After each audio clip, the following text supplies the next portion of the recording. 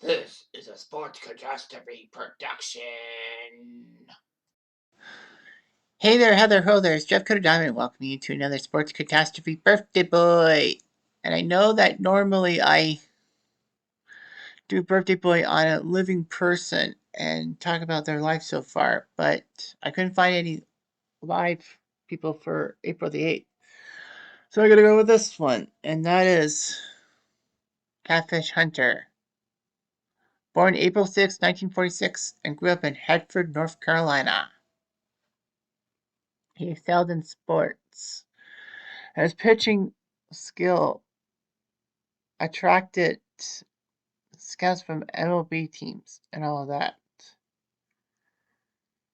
During his senior year of high school, his right foot was wounded by a brother in a hunting accident. He would lose a toe and there would be shotgun pellets lodged in his foot.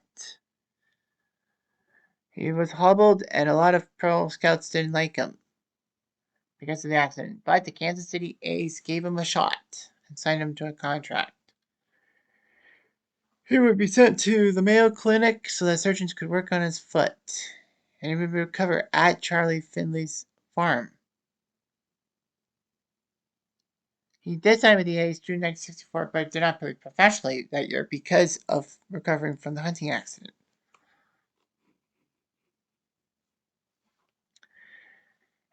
Anyway,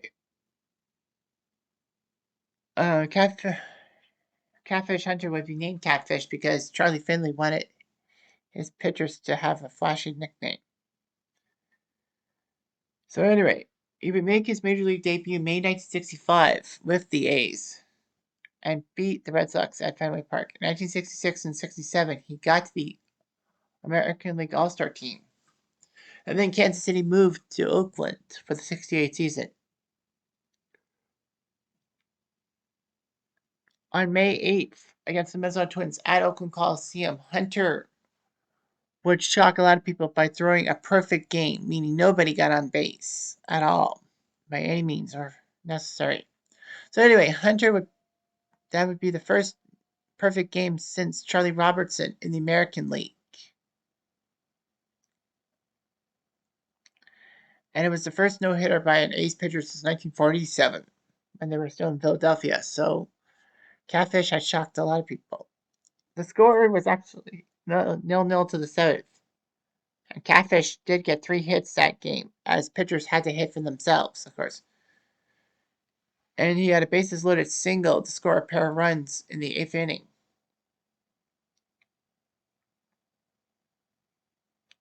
Anyway, it was just huge and all that. Catfish was just amazing and all that. In 1974, he won the AL Cy Young for Best Pitcher, winning 25 games and with a 2.49 ERA. The A's would win their third World Series, and Catfish had some very impressive numbers with the Oakland A's. 4 consecutive years of at least 20 wins and 4 World Series titles without a loss. No, sorry, 4 World Series victories. Not like titles, but victories without a loss. He put up 161 wins with the A's organization. Catfish would actually agree with the A's on a 2-year, $200,000 contract with a clause stipulating payments be due to a life insurance annuity. But Finley refused to make payment on that annuity because he would have to pay $25,000 in taxes. The breach of contract dispute was brought before an arbitrator, and arbitrator Peter Seitz says that, you know, decided in favor of Catfish Hunter, making him a free agent.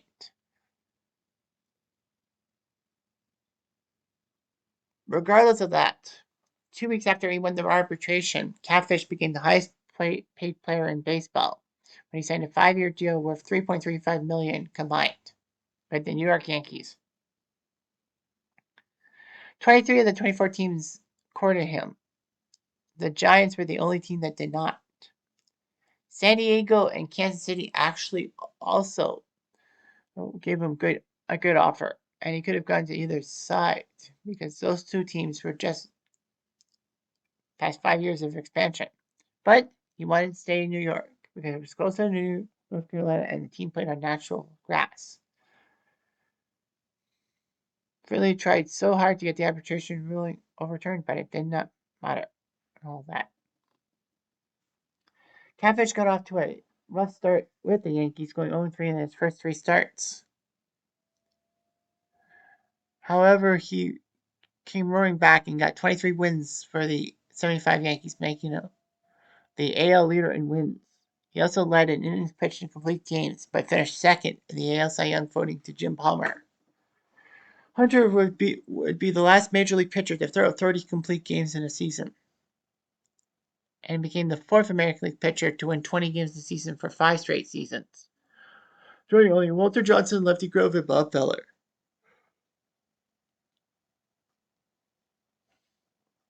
Catfish in 1976 won 17 games and helped the Yankees do well get to the World Series. Unfortunately, the 76 team faltered to the Reds, who crowned them in 4 straight. He also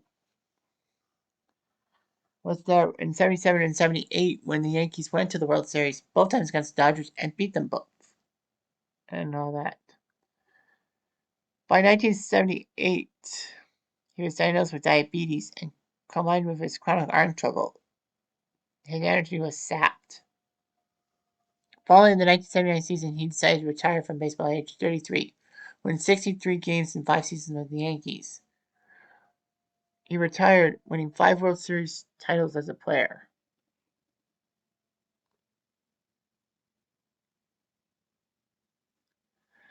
So, anyway, he was a spokesman for diabetes awareness. He returned to his farm in Hartford and noticed arm weakness. He would then be diagnosed with ALS or Lou Gehrig's disease. Catfish actually fell and hit his head on concrete steps at home and was unconscious for several days. Unfortunately, that may have led to his death in a sense. He died a month after the accident on September 9th, 1999, or 9/9/99, which was weird. He was only 53 years old. Regardless of that, Catfish Hunter was inducted to the Baseball Hall of Fame in 1987, and he decided to have no logo on his cap. Usually, a lot of people have a logo on a cap, an A or a Yankee, but because of his appreciation for Charlie Finley and George Steinbrenner, he couldn't choose one or the other, so he said no logo on his cap. Oakland would retire Catfish Hunter's number 27, June 9th, 1991, making him the first athletics player to have his number retired. There would be a softball event in his hometown named for him. All that. He was a fabulous human being, a lot of people said. Catfish actually gets a mention in the Bad News Bears movie in 1976, when Coach Buttermaker is trying to make Amanda pitch for his Little League team. Amanda makes a number of outlandish demands, such as imported jeans, modeling school, and ballet lessons. And Buttermaker says, "Who do you think you are, Catfish Hunter?"